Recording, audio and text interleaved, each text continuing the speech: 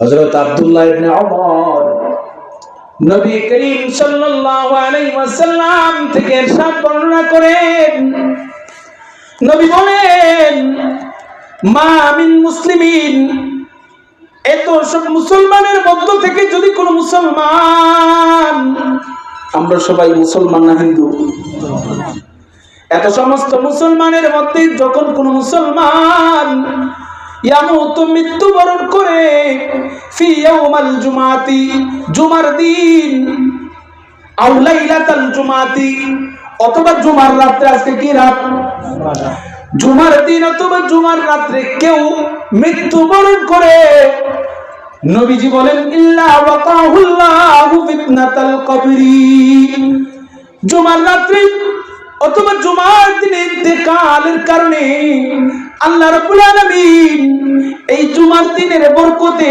তার কবরের ফিতনা আযাব দূর করে দেন। সুবহানাল্লাহ।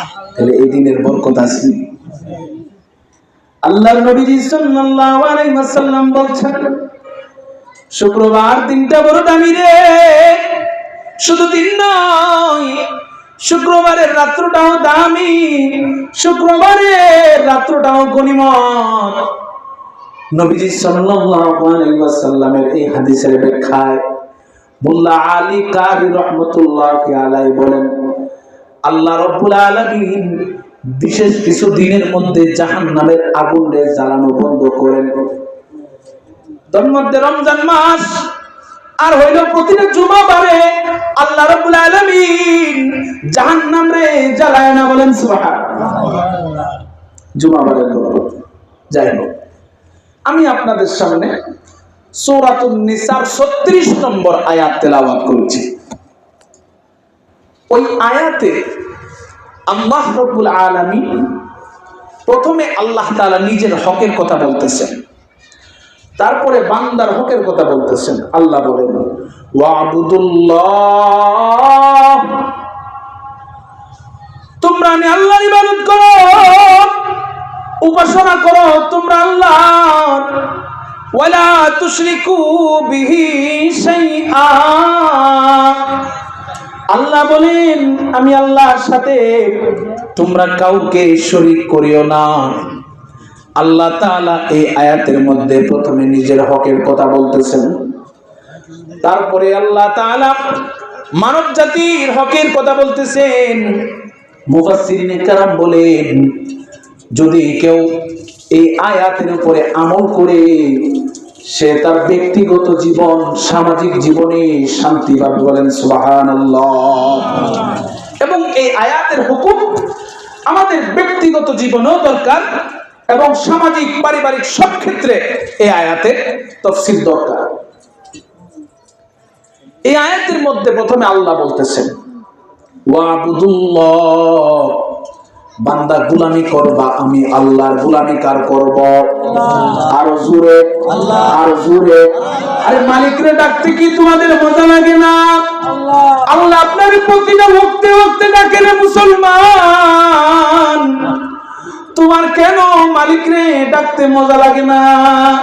দিলটারে খুইলা, দিলটারে উজাড় করে একবার ডাকতেন আল্লাহ, আর জোরে বলেন আল্লাহ। আল্লাহ বলেন বান্দা ইবাদত করবো আমি আল্লাহ। আল্লাহ বড় শখ করে বান্দা বানাইছে। ফেরেশতা বলে, গো আল্লাহ, এই মানুষ তুমি দুনিয়ায় পাঠায় কি করবা গো আল্লাহ? এরা তো দুনিয়ায় দাঙ্গা হাঙ্গামা করবে। আল্লাহ বলেন, ও ফেরেশতা, আমি যা জানি তুমি তা জানো না। আল্লাহ বলেন, আমি আল্লাহ ওয়ামা খালাকতুল জিন্না ওয়াল ইনসা ইল্লা লিয়াবুদুন। আল্লাহ রাব্বুল আলামিন বলেন, আমি জিন ইনসান তৈরি করছি আমি আল্লাহর ইবাদত করার জন্য, গোলামি করার জন্য, বলেন সুবহানাল্লাহ। আল্লাহ তাআলা আপনি আমারে বানাইছেন ওই মালিকের গোলামি করার জন্য। আল্লাহ রাব্বুল আলামিন বলেন, ওয়ালা তুশরিকু বিহি শাইআ, ওরে বান্দারা তোমরা আমি আল্লাহর সাথে কাউরে শরীক করো না। লা ইলাহা ইল্লাল্লাহ, আল্লাহ ছাড়া আর কোন ইলাহ আছে? আল্লাহ ছাড়া আর কোন ইলাহ নাই। আল্লাহ ওয়াহিদ, আল্লাহ ওয়াহিদ। কুল হুয়াল্লাহু আহাদ, আল্লাহুস সামাদ, লাম ইয়ালিদ ওয়া লাম ইউলাদ ওয়া লাম ইয়াকুল লাহু কুফুয়ান আহাদ। আমার আল্লাহ কারো থেকে জন্ম নেয় নাই, তিনি কাউরে জন্ম দেয় নাই, তিনি এক, তিনি আল্লাহ। বলেন তোমরা আমার সাথে কাউরে শরীক করবা না। এখানে আল্লাহ তার নিজের হকের কথা বলতেছেন। প্রথমে আল্লাহ রাব্বুল আলামিন নিজের হকের কথা বলতে যায় কবি বলেন, আল্লাহ কেন বললেন আমার সাথে তোমরা কাউরে শরীক করিও না? আল্লাহ রাব্বুল আলামিন কবি বলতেছেন, আমি যখন দেখলাম আমার প্রেমিকারে পরপুরুষের সাথে, কারে? আমার প্রেমিকারে পরপুরুষের সাথে, তখনই আমি বুঝতে পারলাম আমার আল্লাহ কেন তার সাথে কাউকে শরীক করা পছন্দ করে না। সুবহানাল্লাহ। আপনি যদি দেখেন আপনার প্রিয়তমা স্ত্রী, তারে কোনো কিছু দিতে কমতি করতেছেন না, সেই স্ত্রী অন্য পুরুষের সাথে পরকীয়ায় লিপ্ত থাকে, আপনার দেখলে কেমন লাগবে? কেমন লাগবে? এই জন্য কবি বলতেছেন যে আমি যখন দেখলাম আমার প্রেমিকাকে পরপুরুষের সাথে, তখনই আমার এই আহসাস অনুভূতি হলো কেন আল্লাহ তাআলা শরীক করার পছন্দ করে। সুবহানাল্লাহ। এই জন্য এই আয়াতের হুকুমে মুফাসসিরিনে কেরাম বলেন, আল্লাহ তাআলার হক রক্ষা করতে হলে, দুনিয়ার মানুষের হক রক্ষা করতে হলে, প্রথমে দুনিয়ার মানুষকে আল্লাহ তাআলার প্রতি ভয় থাকতে হবে। কি থাকতে হবে? কি থাকতে হবে? ভয়, ডর থাকতে হবে। কেউ যদি আল্লাহর না ডরায়, কেউ যদি আল্লাহকে না ডরায়, সে কোনোদিন বান্দারে ডরাইবে? সে কোনোদিন আল্লাহর হক আদায় করবে? সে আল্লাহর কোনো বান্দার হক আদায় করবে না। আসুন আমি একটা ঘটনা আপনাদেরকে শোনাই। এই আয়াতের বান্দার হক, আল্লাহর হক বুঝাবার জন্য সাহাবায়ে কেরাম রাদিয়াল্লাহু তাআলা আনহুম আজমাইনের আচরণ কেমন ছিল। খলিফাতুল মুসলিমিন হযরতে ওমর রাদিয়াল্লাহু তাআলা আনহু, নাম শুনছেন? নাম শুনছেন? জিমাই না, একটু আওয়াজ করে কথা কইেন আমার সাথে। আপনারা উপরে বক্তা, আপনারা যদি ঘুমান জিমাইতে, বক্তাও কি তুইব? ঘুমাওরা জিমাওরা। আপনারা যদি মনোযোগ দিয়ে শুনেন, আল্লাহ তাআলাই বক্তার দিল খুলে দেবে। সুবহানাল্লাহ। খলিফাতুল মুসলিমিন হযরত ওমর রাদিয়াল্লাহু তাআলা আনহু 26 লক্ষ বর্গ মাইল এলাকার প্রেসিডেন্ট ছিলেন। কয় লক্ষ? 26 লক্ষ বর্গ মাইল এলাকার খলিফা ছিলেন হযরত ওমর। হযরতে ওমর রাদিয়াল্লাহু তাআলা আনহুকে বলা হয় অর্ধজাহানের খলিফা। কি বলা হয়? অর্ধজাহানের খলিফা হযরতে ওমরকে বলা হয়। হযরতে ওমর ছিলেন খলিফাতুল মুসলিমিন। ওই ওমর এমন খলিফা ছিলেন, আল্লাহ নবীজি বলতেছেন লাউ কানা বাদি নবিয়ান লাকানা ওমর। বলেন সুবহানাল্লাহ। আল্লাহ নবী সাল্লাল্লাহু আলাইহি ওয়াসাল্লাম বলেন, আমার পরে যদি কেউ নবী হইতো তাইলে ওমরই নবী হইতো। এমন বড় মানুষ ছিলেন আর এমন আমলওয়ালা মানুষ। আল্লাহ নবীজি বলতেছেন আমার পরে যদি আর কেউ নবী হইতো, কে হইতো? ওমর হইতো। ওই ওমরের জামানায় ওমর যে রাস্তা দিয়ে গেছে 40 দিন পর্যন্ত শয়তান ওই রাস্তা দিয়ে যায় না। রাস্তা কোন না? সুবহানাল্লাহ। এত ডরাইতো। আল্লাহু আকবার। ওই ওমর এত গরম মানুষ ছিলেন, কিন্তু খলিফা হিসাবে খুবই আদর্শবান খলিফা ছিলেন। হযরতে ওমর 24 ঘন্টার মধ্যে 23 ঘন্টা শুধু জাতির সেবায় থাকতেন। সুবহানাল্লাহ। 24 ঘন্টার মধ্যে 23 ঘন্টা শুধু জাতির সেবায় থাকতেন। আর 1টা ঘন্টা সময় শুধু বিশ্রাম নিতেন। কয় ঘন্টা? 1টা ঘন্টা। এটাও কি রাত্রে? রাত্রে না, জোহরের পরে কাইলুল্লাহ করতেন। কি করতেন? ওই ওমর খলিফা হইয়া হোক, ওমর বাচ্চা হইয়া কোন রাজপ্রাসাদে ঘুমাইতেন না, মদিনার কোন বাজারের খেজুর গাছের নিচে গালের নিচে হাতটারে দিয়ে হযরত ওমর শুয়ে থাকতেন। অথচ 26 লক্ষ বর্গ মাইল এলাকার খলিফারে হযরত ওমর রাদিয়াল্লাহু তাআলা আনহু এমন জায়গায় আছে, মদিনার মানুষ থেকে বাচ্চা খলিফা দেখার জন্য, খলিফার সাথে সাক্ষাৎ করার জন্য আসে। আয়েশা বাড়িতে হযরত ওমরকে খুঁজে বাজারে যায়, জিজ্ঞাসা ওমর কোথায়? বলে সামনে যায় দেখো। সামনে যায় হযরত ওমর জিজ্ঞাসা, খলিফাতুল মুসলিমিন হযরত ওমর কোথায়? কোন প্রেসিডেন্ট কি গাছের ছায়ার নিচে ঘুমাবে?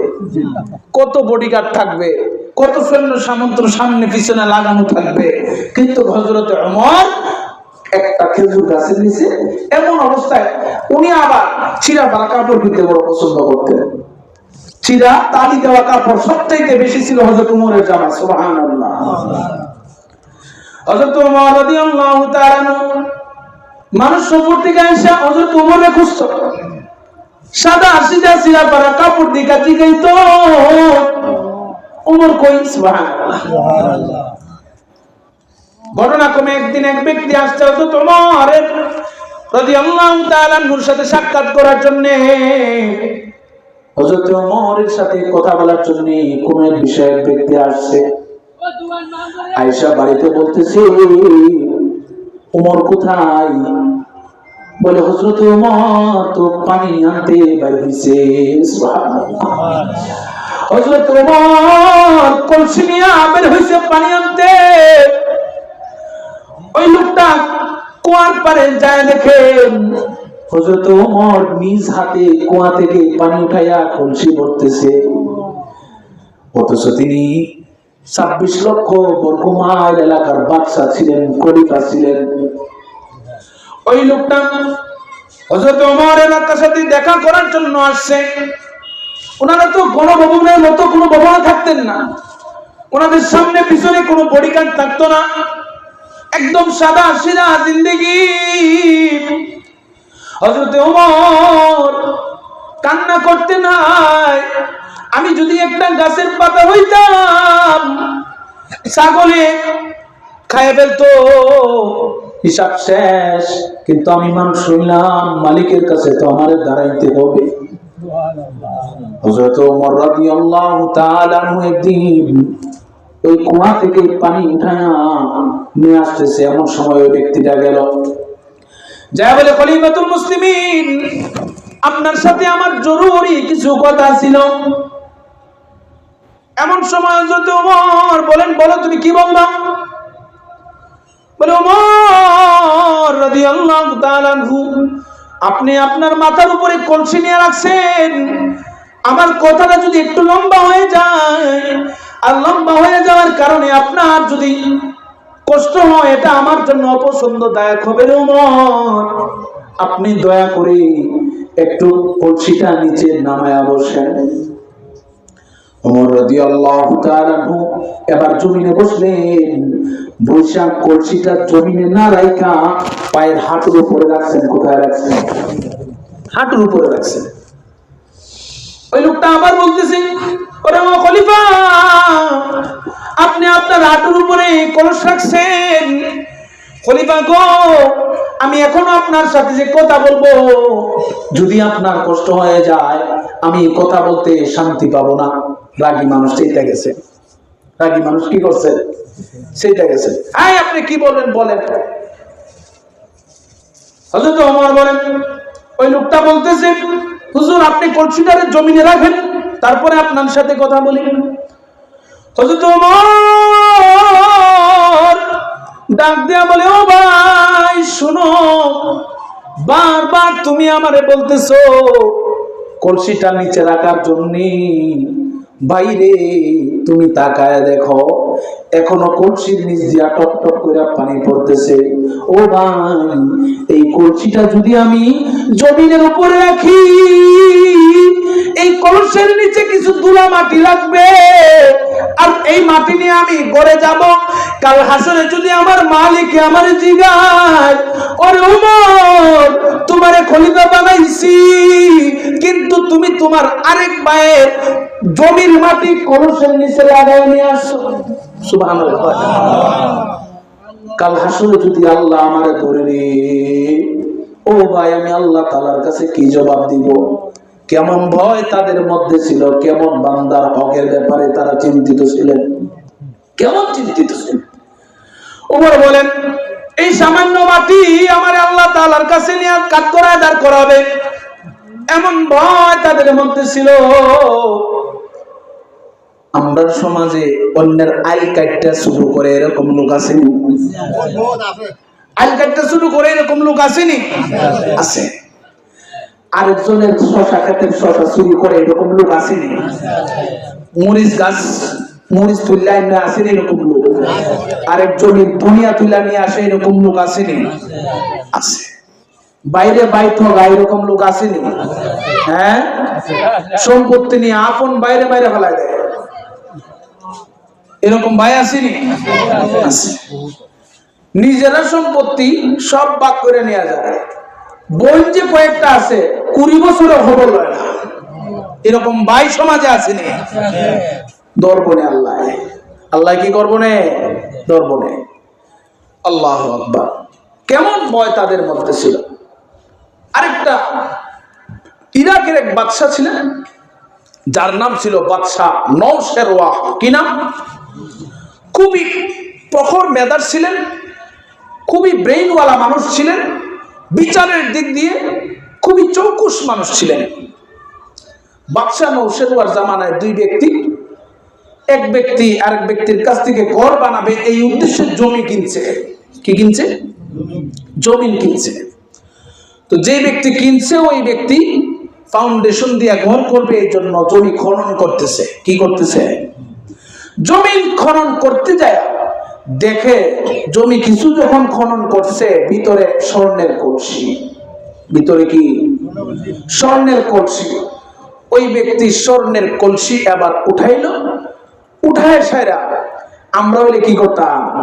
কেউ নি দিককালায়, কেউ নি দিককালায় লুকাইয়া কোনো মতে তুলতে পারে যেতাম, ঠিক না? কিন্তু ওই ব্যক্তি চিন্তা করলো, আমি তো আমার ভাইয়ের কাছ থেকে জমি কিনছি, কলসি কিনি নাই। সুবহানাল্লাহ। জমি কিনছি, কলসি কিনি নাই। এবার ওই ব্যক্তি কলসি নিয়ে চিন্তায় পড়ে গেছে, এই কলসি আমি এখন কি করব?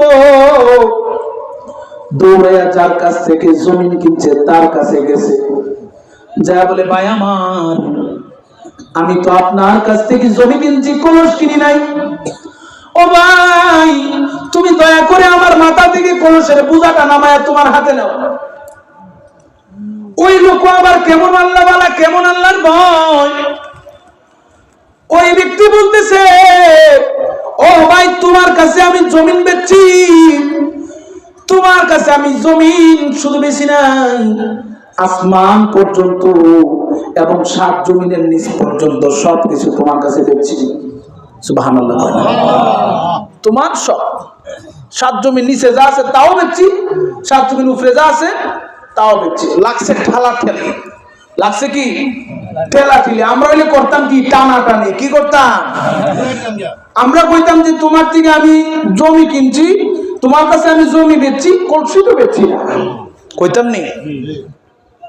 আর আবার যাইতে হইবে তার বাড়ি, কতখানে লইয়া নিয়ে ওগারের তলে ঢুকাইতো।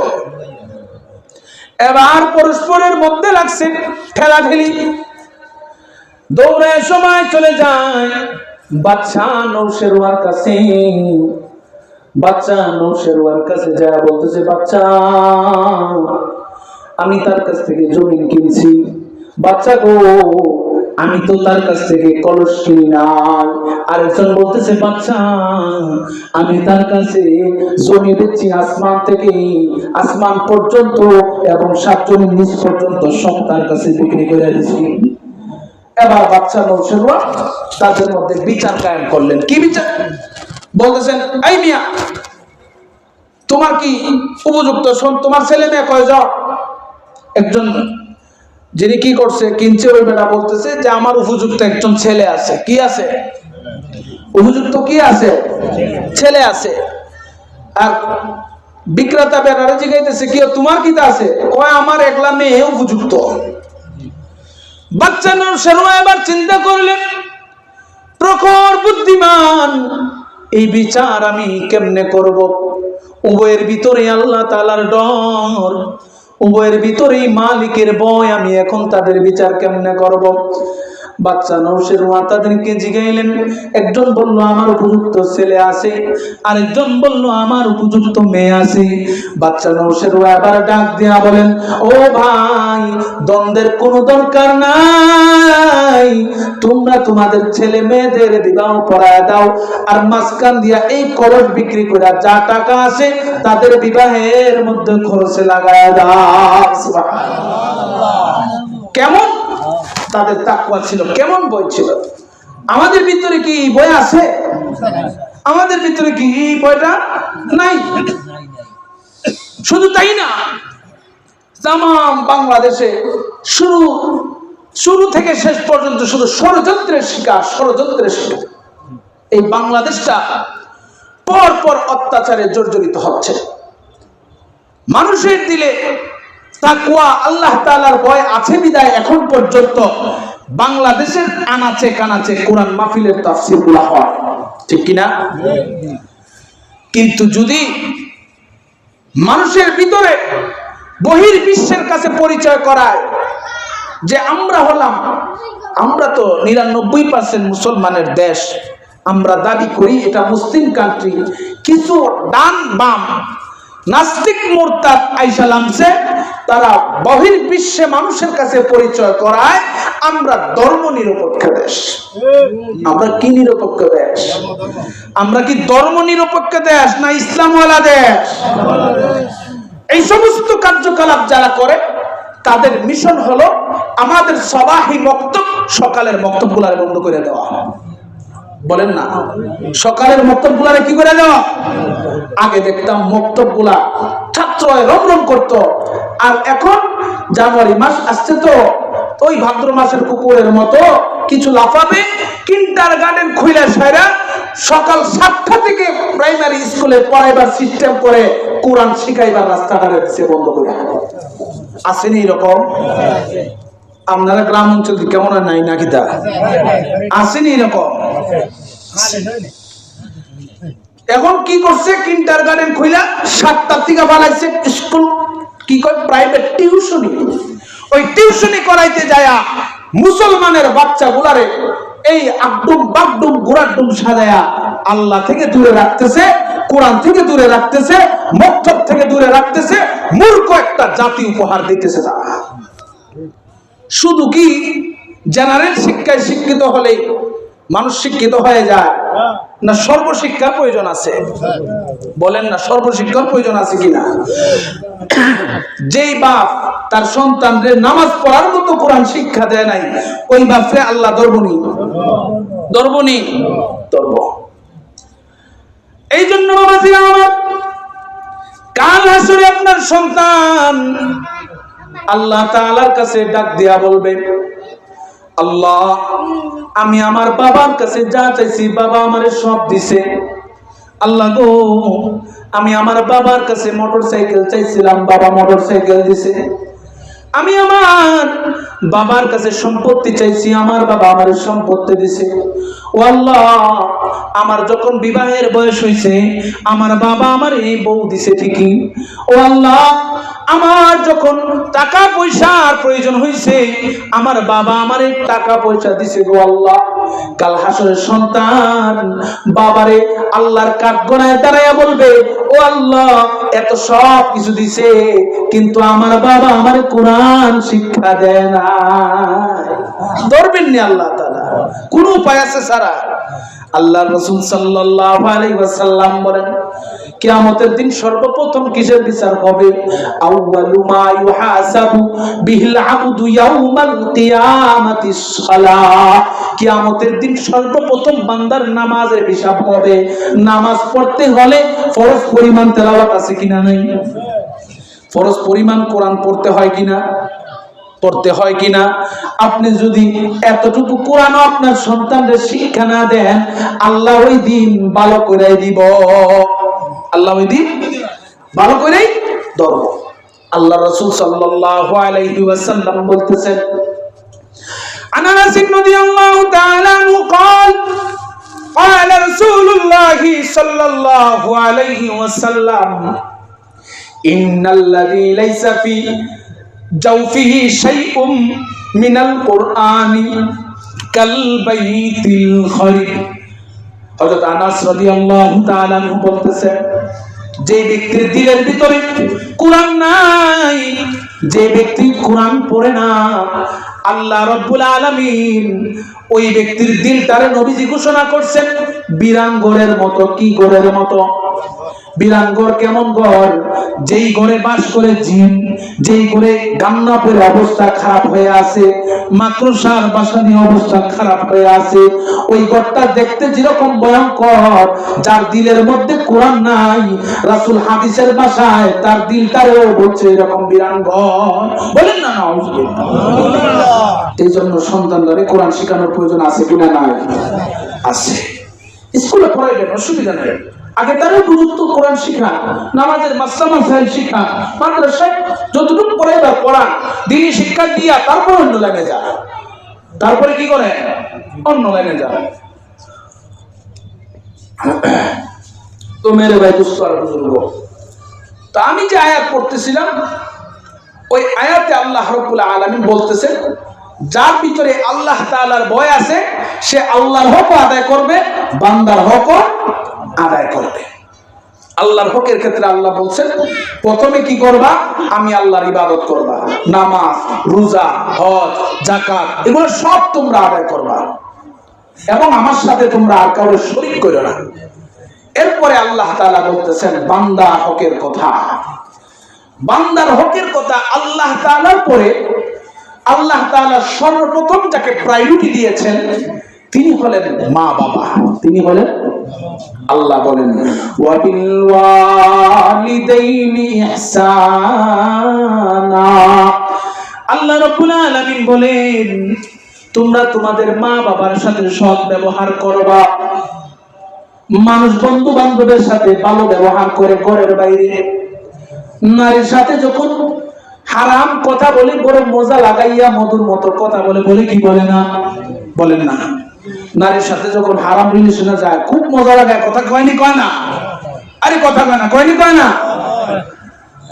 বন্ধু বান্ধবের সাথে যখন কথা বলে বড় মজার সুরে কথা বলে, বড় মায়ার সুরে কথা বলে, কিন্তু ঘরের ভিতরে আসলে বৃদ্ধ মা বাবার সাথে খারাপ ব্যবহার করে, কঠোর ব্যবহার করে, এরকম সন্তান সমাজে আছে কিনা নাই? কয় না? আছে কিনা নাই? ঘরের বাইরে ভালো মানুষের সাথে খুব সুন্দর ব্যবহার করে, কিন্তু নিজের মা বাবার সাথে খারাপ ব্যবহার করে। বাংলাদেশের একজন কিংবদন্তি ছিল, যার নাম ছিল একে ফজলুল হক। একে নাম শুনছেন? যারা শিক্ষিত সমাজ তারা চিনবেন। ঢাকায় বিশ্ববিদ্যালয়ে একটা হলরুম আছে, ফজলুল হক হলরুম। ওই ফজলুল হক, একে ফজলুল হক, ওনার কাছে এক ছাত্র আসছে, আয়েশা তার মায়ের নামে বিচার দিতেছে, বাবাজিরা আমার এই মাহফিলটা সারা বছর হবে না, একটা বছর অপেক্ষা করে মাহফিলটা হইতেছে। ও বাবজান, আমি মুফতি জিয়াউল হক বারবারে আসবো না, উলামায়ে কেরামও বারবার আসবে না, আমাদেরকে সময়ে চাইলেও পাইবেন না, আমি আপনাদেরকে পাইব না। বাবা গো, এই মাহফিলটা যারা করাইতেছে মসজিদ কমিটি, আপনাদের হেদায়েতের যে চিন্তা করে মাহফিল করাইতেছে, এই জন্য দিলের কান লাগায় কথাগুলা শুনবেন, মনোযোগ দিয়া শুনবেন, কারণ বছরে মাহফিল 14 বার আসে না, বছরে মাহফিল একটাই হয়। ও বাবজান, হয়তো 11টা 12টা পর্যন্ত মাহফিল চলবে, তারপরে শেষ হয়ে যাবে। আর চাইলেও এই কথাগুলো শুনতে পারবেন না। একটু দিলের কান লাগাইয়া মনোযোগ দিয়া সবাই কথাগুলো শুনবো। আপনারা যদি আরেকটু আগাইয়া জয়না জয়না বসছেন, আমার জন্য সুবিধা হইতো। গভীর রাত হয়ে গেছে। ও বাবা, একটু আগায় যান, আল্লাহর জন্য একটু আগায় যান, শরীরটারে লাড়ান। এক ফজলুল হকের কাছে ওনার ছাত্র আসছে, আইসা বলতেছে, স্যার আমার মায়ের নামে একটা বিচার আপনার কাছে নিয়ে আসছি। মায়ের নামে কি নিয়ে আসছে? আমার মায়ের নামে আপনার কাছে বিচার নিয়ে আসছি। একে ফজলুল হক বড় শিক্ষিত মানুষ, এবার চিন্তা করলেন আমি কি তা কিভাবে তার মায়ের বিচার করব। উনি দেখলেন উনার কাছে একটা কাঁঠাল আছে। কি আছে? একটা কাঁঠাল, যার ওজন হবে 1 থেকে 1.5 কেজি ওজন। উনার মাথায় বুদ্ধি আসে, ওই ছেলেটা যখন মায়ের নামে বিচার নিয়ে আসছে, একে ফজলুল হক স্যার তার পেটের মধ্যে ওই কাঁঠালটা বাইরে দিছে। কি করছে? কাঁঠালটারে তার পেটের মধ্যে বাইরে দিছে। ওই যুবক চিন্তা করছে, আরে মাত্র 1-1.5 কেজি টারে নিয়ে হাঁটা তো কোনো ব্যাপার না। 1-150 কদম যখন এই কাঁঠাল নিয়ে যুবক ছেলে আগাইল, দেখলো এই কাঁঠাল 1-1.5 মণ হয়ে যেতেছে ওজন।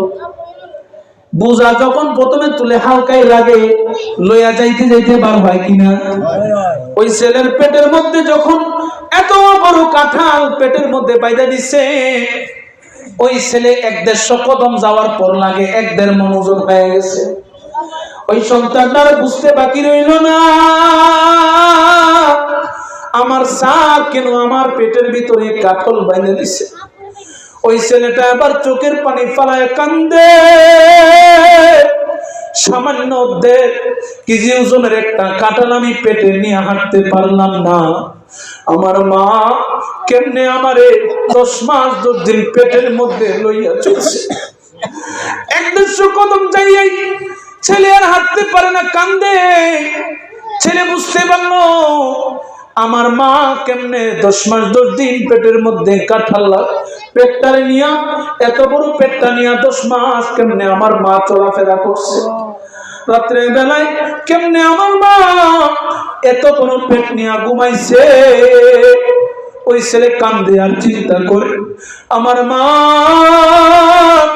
কেমনে রাত্রে বেলায় খাবার খাইছে। স্যারের কাছে আইসা বলতেছে, চোখের পানি ফালাই আর কান্দে, বলে স্যার আমার আর বুঝার বাকি নাই গো স্যার, আপনি কেন আমার পেটের কাঁঠাল বাইন্ধে দিছে।